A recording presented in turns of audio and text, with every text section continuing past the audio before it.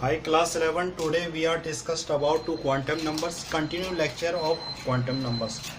Previous video lecture we are discussed about two quantum numbers, principal quantum numbers and azimuthal quantum numbers. Now today we are talk about two magnetic quantum numbers.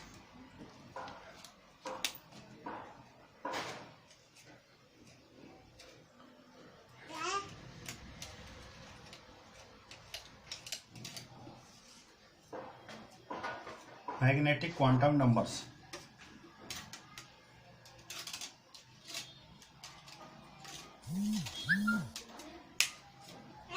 तो आज के video lecture में जो हम पढ़ने जा रहे हैं मैग्नेटिक क्वांटम नंबर्स। तो मैग्नेटिक क्वांटम नंबर्स किसको बोलते हैं? इसको रिप्रेजेंटेड करते हैं हम लोग स्मॉल m से। इसको m1 से हम लोग रिप्रेजेंट करते हैं किसको? Magnetic quantum numbers. तो यहाँ पे इसके डेफिनेशन लिखते हैं सबसे पहले this quantum numbers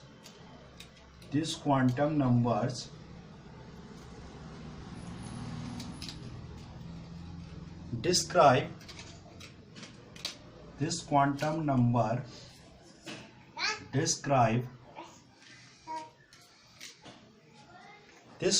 number describe the behavior of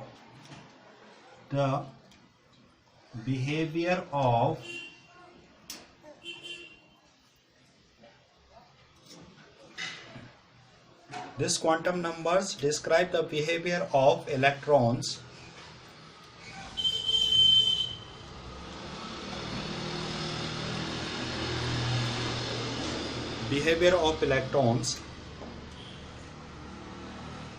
in a magnetic field.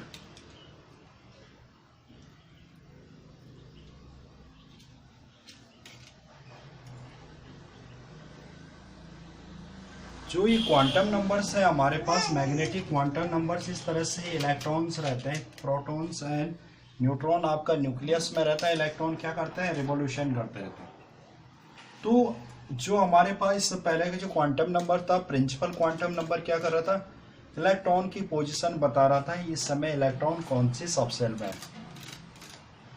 दूसरी बात जो एजीमुथल क्वांटम नंबर था उसका काम था कि ये जो इलेक्ट्रॉन्स है इसका एंगुलर मोमेंटम कितना है। अब मैग्नेटिक क्वांटम नंबर हमें क्या डिस्क्राइब कर रहा है? ये कह रहा है कि इस इलेक्ट्रॉन्स पे कोई जो मैग्नेटिक फील्ड अप्लाई हो रहा है यहाँ पे, इससे इस पे क्या इफेक्टेड पड़ रहा है, इसके बिहेवियर में क्या चेंजेस आ रहा है।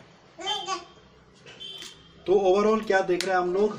ये जो मैग्नेटिक क्वांटम नंबर्स है इसको रिप्रेजेंट कर रहे हैं हम लोग m1 से, और दिस क्वांटम नंबर डिस्क्राइब कर रहा है behaviour of electrons in a magnetic field. मतलब ये क्या कर रहा है? हमारे पास इलेक्ट्रॉन का बिहेवियर को, इलेक्ट्रॉन का जो बिहेवियर है उसको देख रहा है किसमें? किसी भी मैग्नेटिक फील्ड में। तो ये है हमारे पास क्या है जिसको हम बोलेंगे मैग्नेटिक क्वांटम नंबर्स। तो ये दिखाता है इलेक्ट्रिकल चार्ज इज ऑलवेज, इसमें लिखना है electrical charge is always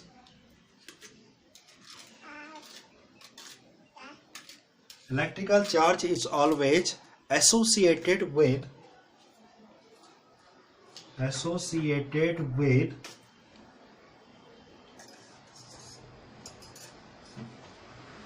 magnetic field।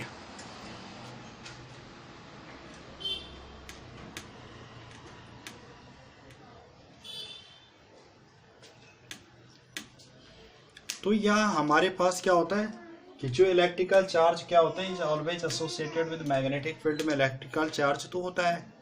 तो यहाँ पे हमारे पास जो होता है कि जो हमारे पास जिस रीजन पे हमारे पास इलेक्ट्रॉन्स, जो जिस रीजन पे इलेक्ट्रॉन होगा, जिस रीजन में आपका इलेक्ट्रॉन्स होगा, इस वाले में जहाँ पे क्या हो रहा है इलेक्ट्रिकल चार्ज एसोसिएटेड विद रहा है किसमें? मैग्नेटिक फील्ड को, उसको हम बोलते हैं ऑर्बिट। उसको नाम देंगे हम लोग क्या? ऑर्बिट या सब ऑर्बिटल्स बोलते हैं वैसे ना हम लोग, या ऑर्बिट बोलेंगे इसको, या हम लोग उसको ऑर्बिटल्स भी बुक में देखने को मिलेगा आपको। तो यहाँ पे मैं क्या कह रहा हूँ आपको कि जो मैग्नेटिक क्वांटम नंबर्स है वो डिस्क्राइब कर रहा है बिहेवियर ऑफ इलेक्ट्रॉन्स का, और कहाँ पे मैग्नेटिक फील्ड का देख रहा है कि इलेक्ट्रिक चार्ज जो होता है ऑलवेज एसोसिएटेड विद होता है मैग्नेटिक फील्ड का। तो यहाँ पे हमारे पास the electrons is give sub cell oriented themselves the oriented prepared the region around the nucleus. तो जो इस न्यूक्लियस के अराउंड का जो रीजन होता है, इस न्यूक्लियस के जो चारों तरफ का रीजन होता है, एरिया होता है, इसको हम बोलते हैं ऑर्बिट। और मैंने आपको ये तो बता दिया है इसको किससे डिनोटेट कर रहे हैं हम लोग, M1 से। ठीक है, तो अब हम लोग क्या देखते हैं, जो M1 होता है यहाँ पे जो मेन पॉइंट है इसका, जो M1 होगा आपका यानी कि मैग्नेटिक फील्ड होगा, M1 डिपेंड अपॉन, जो M1 डिपेंड अपॉन होगा किस पे, द वैल्यू ऑफ L पे, द वैल्यू ऑफ L। अब L क्या था हमारे पास, value of L azimuthal quantum numbers, azimuthal quantum numbers को तो L से रिप्रेजेंट कर रहे थे हम लोग। ठीक है, तो अगर हमारे पास यहाँ पे जो ये डिपेंड करता है किस पे, वैल्यू ऑफ L पे, तो अगर आपके पास कहीं पे जो कंडीशन ऐसी आएगी कि हमारे पास अगर L इक्वल्स टू 0 है, अगर कंडीशन ये है कि इफ L इक्वल्स टू आपके पास 0 आ रहा है, तो M की जो वैल्यू आएगी आपके पास, जो यहाँ पे क्या होगा, L इक्वल्स टू 0 होगा, तो M हैज ओनली वैल्यू क्या होगी, जो M की जो वैल्यू आएगी M1 इक्वल्स टू 0। अगर ये क्या हो रहा है, जो Mn टोटल डिफाइन कर रहा है किस पे, L पे, जहां पे L की वैल्यू अगर 0 है तो M की वैल्यू क्या हो रही है, M1 की 0 हो जा रही है उसमें।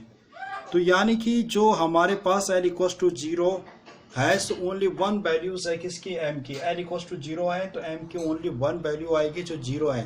तो ये क्या रिप्रेजेंट करेगा, ये कौन से सबसेल में होगा, H सबसेल में।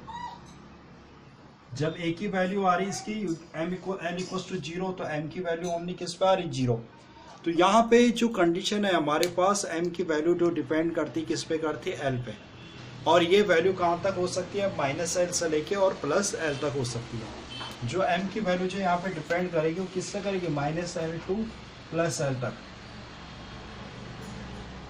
अब यहाँ पे देख रहे हैं L इक्वल्स टू 0 है तो M की ओनली वन वैल्यू होगी यानी 0, यानी कि जो सबसेल होगा वो कौन सा होगा, S सबसेल में आपका इलेक्ट्रॉन दिख रहा है।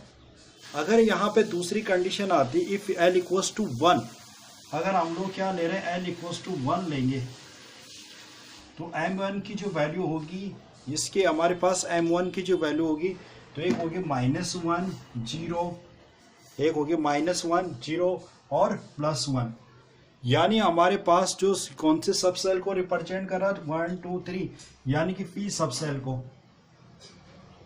P सबसेल में 3 इलेक्ट्रॉन्स होते हैं, 3 बॉक्सेस होते हैं, यानी टोटल इलेक्ट्रॉन 6 होते हैं ना, इस तरह से। P सबसेल में हमारे पास 3 बॉक्सेस होते हैं। नेक्स्ट कंडीशन है, अगर आपके पास इफ L की वैल्यू 2 है, तो M1 जो इक्वल्स टू हो जाएगा आपके पास -2 -1 0 और +1 और +2, यानी कि हमारे पास इसमें जो वैल्यू कितनी आएगी, इसमें आ रही है हमारे पास 1 2 3 4 5 मतलब D सबसेल। तो ये क्या रिप्रेजेंट करेगा, D सबसेल। यहाँ पे होगा D सबसेल में आपका इलेक्ट्रॉन है, यानी कितने बॉक्सेस बनेंगे, 5, 1 2 3 4 और 5। आगे की कंडीशन हमारे पास है L इक्वल्स टू 3। अगर आप लोग क्या लेते हो, L इक्वल्स टू 3 आता है, तो M1 की जो वैल्यू आएगी ये आएगी -3 -2 -1, फिर क्या आएगा 0 +1 +2 +3। तो यानी इसमें F सबसेल कितने हो रहे हैं, 1 2 3 4 5 6 7। तो यानी F ऑर्बिटल्स, ये क्या शो करेगा, F ऑर्बिटल। F ऑर्बिटल में कितने होने चाहिए, F सबसेल में कितने आएंगे आपके पास, टोटल 7 बॉक्सेस, यानी टोटल आएंगे 14 इलेक्ट्रॉन्स। 1 2 3 4, ये हो गया 5 और ये हो गया 7 से। तो ये है हमारे पास। तो इस तरह से बना देता हूं मैं आपके लिए यहाँ पे कि अगर आपके पास S, यहाँ पे सिर्फ S P D और F ऑर्बिटल्स है। अगर यहाँ पे number of electrons, number of हमारे पास जो होगा ऑर्बिटल्स, नंबर ऑफ जो ऑर्बिटल्स आ रहा है आपके पास,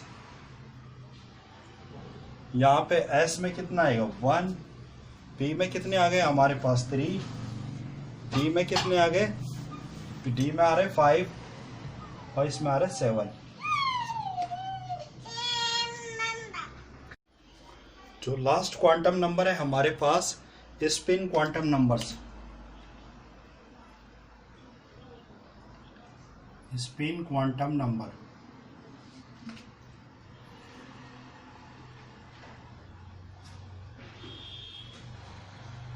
स्पिन क्वांटम नंबर्स को हम लोग एस से रिप्रेजेंट करते हैं।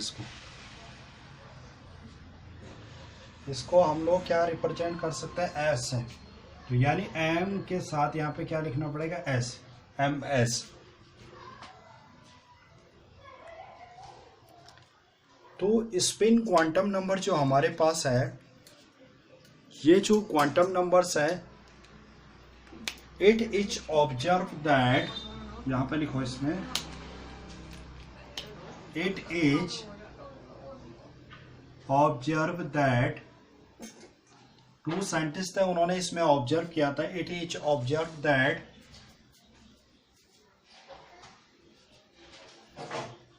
the electrons each and atoms, the electrons each and atom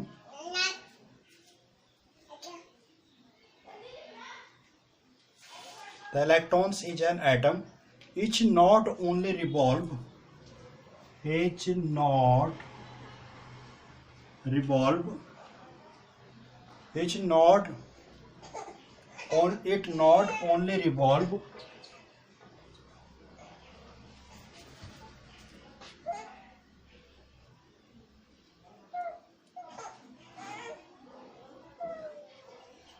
it is observed that the electron each and atoms is not only revolving around the nucleus, revolving around the nucleus, but is also spinning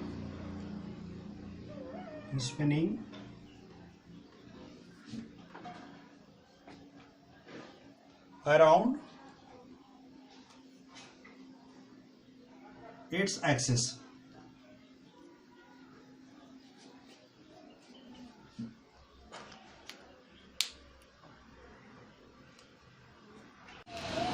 तो जो हमारे पास spin quantum numbers है, इसको denote करते हैं हम लोग ms से। It is observe that electron each and atoms is not revolving around the nucleus. उन्होंने कहा जो एटम्स होगा, किसी भी एटम्स का जो इलेक्ट्रॉन्स होगा वो क्या करेगा, not अराउंडिंग the revolving of nucleus. जो इलेक्ट्रॉन्स है वो कह रहा है कि वो न्यूक्लियस के चारों तरफ रिवॉल्व तो करता ही है, मतलब खाली ये नहीं कि इलेक्ट्रॉन जो होगा हमारे पास ये वाला न्यूक्लियस के चारों तरफ क्या कर रहा है, घूम रहा है, रिवॉल्विंग कर रहा है, but also spinning around the axis, वो अपने एक्सिस पे भी, यानी कि जो हमारे पास न्यूक्लियस है, न्यूक्लियस इस तरह से इलेक्ट्रॉन घूम रहा है, लेकिन उसने कहा वो इतना यही चक्कर नहीं लगाता ओनली, और काम भी क्या है उसका, वो जैसा ये मार्कर है मेरे पास, वो अपने एक्सिस पे भी घूमता रहता है। इसका ही कहना है कि जहाँ पे इलेक्ट्रॉन्स होगा ये गोला, ये अपने एक्सिस पे भी ऐसे रोटेट होता रहता है। ये ऐसे तो घूम रहा है इलेक्ट्रॉन, इसके चारों तरफ ऐसे राउंड तो मार रहा है, रिवॉल्विंग कर रहा है, लेकिन क्या कर रहा है, अपने एक्सिस में भी वो क्या करता है, स्पिनिंग करता रहता है, घूमता रहता है। तो इस नंबर को उन्होंने कहा था, जो नया नंबर था ये 4th वाला, इसको कहा था स्पिन क्वांटम नंबर्स। इस नंबर को क्या कहा था, इलेक्ट्रॉन्स का, जो इस तरह से इलेक्ट्रॉन की जो ये क्या डिस्क्राइब कर रहा था, इलेक्ट्रॉन के जो हमारे पास इलेक्ट्रॉन तो एक रिवॉल्विंग कर रहा है, लेकिन और भी एक साथ डिस्क्राइब कर रहा था कि जो quantum number describe spin originated by electrons, मतलब ये इलेक्ट्रॉन्स के घूमने की जो कंडीशन थी या अपने एक्सिस में रोटेट होने की जो कंडीशन थी, उसको भी डिस्क्राइब कर रहा था। कौन, स्पिन क्वांटम नंबर्स। तो यहाँ पे जो स्पिन क्वांटम नंबर्स था, ये हमारे पास मैंने बता दिया, इसको हम रिप्रेजेंटेड करते हैं, डिनोटेड कर रहे हैं ms से। तो यहाँ पे हमारे पास ये जो स्पिन, जो इसकी स्पिन होती है, इसके टू वेज होते हैं। जो स्पिन करता है स्पिन टू वेज में इसकी स्पिनिंग होती है। कौन कौन से हमारे पास इसके टू वेज होते हैं इसमें? एक तो होता है क्लॉकवाइज, एक होता है क्लॉकवाइज, दूसरा ये करता है एंटी क्लॉकवाइज। इसमें जो स्पिनिंग होती है क्लॉकवाइज होती है और एक होती है एंटी क्लॉकवाइज। सपोज हमारे पास ये है, हमारे पास कोई भी एक इलेक्ट्रॉन्स, ये स्फीयर बना रखा है इलेक्ट्रॉन्स। अब इसमें जो स्पिनिंग हो रही है इसके एंटी क्लॉकवाइज बना रहा हूं मैं पहले आपके सामने इस तरह से। किधर के लिए घूम रहा है? ऐसे करके घूम रहा है। लट्टू देखा होगा आपने, ऐसे करके रोटेट कर रहा है, इधर से स्पिनिंग हो रही है इसमें। तो इसको हम क्या बोलेंगे? Anti clockwise. दूसरी कंडीशन जो आती है हमारे पास, ये हमारे पास इलेक्ट्रॉन है, इसका जो स्पिनिंग हो रही इधर क्लॉकवाइज में, ये इसमें जा रहा है क्लॉकवाइज में। तो इसकी जो वैल्यू होगी, इसकी स्पिन टू वेज में हो रहा है, क्लॉकवाइज में हो रहा है, एक एंटी क्लॉकवाइज में हो रहा है। तो क्लॉकवाइज, एंटी क्लॉकवाइज और क्लॉकवाइज, एंटी क्लॉकवाइज रोटेट इसमें हो रहा है, दूसरा स्पिनिंग हो रही क्लॉकवाइज में। तो इसकी जो वैल्यू होगी हमारे पास, इसकी जो वैल्यू आती है वो आएगी एम एस की जो वैल्यू आएगी, जो एम एस की वैल्यू आएगी +1 प्लस हाफ। इसमें जो आएगी वैल्यू इसकी ये आएगी, टू वैल्यूज हो गया इसके, +½ और इक्वल्स टू -½ तो ये था हमारे पास कौन सा? Spin quantum numbers. स्पिन जो क्वांटम नंबर्स है डिस्क्राइब करता है आपका जो इलेक्ट्रॉन्स है, वो इलेक्ट्रॉन्स की जो रिवोल्यूशन की जो बिहेवियर है उसको रिप्रेजेंट करता है या उसको डिस्क्राइब करता है। कि एक तो क्या है कि आपका इलेक्ट्रॉन की डायरेक्टली ऐसे सर्कुलर रेवोल्यूशन नहीं कर रहा है, बल्कि उसमें साथ साथ क्या हो रहा है, वो अपने एक्सेस पे भी क्या करता है? स्पिनिंग करता रहता है। स्पिनिंग मतलब घूमता रहता है। और टू वेज में करता है। कौन कौन से? एक क्लॉकवाइज है, दूसरा एंटी क्लॉकवाइज है। बट ये क्या होता है, जो स्पिन क्वांटम नंबर्स होता है, spin quantum numbers independent quantum numbers होता है। जैसे पहले वाले क्वांटम नंबर्स एक दूसरे की वैल्यू एक दूसरे पर डिपेंड कर रही थी, इसमें ये कुछ नहीं होता। ये क्या होता है, सिर्फ अपने जो हमारे पास होते हैं इसके ये इंडिपेंडेंट क्वांटम नंबर्स होते हैं। तो ये था हमारे पास क्वांटम नंबर्स। उसके बाद के लेक्चर में हम पढ़ेंगे नेक्स्ट जो टॉपिक आएगा, पाउली एक्सक्लूजन प्रिंसिपल।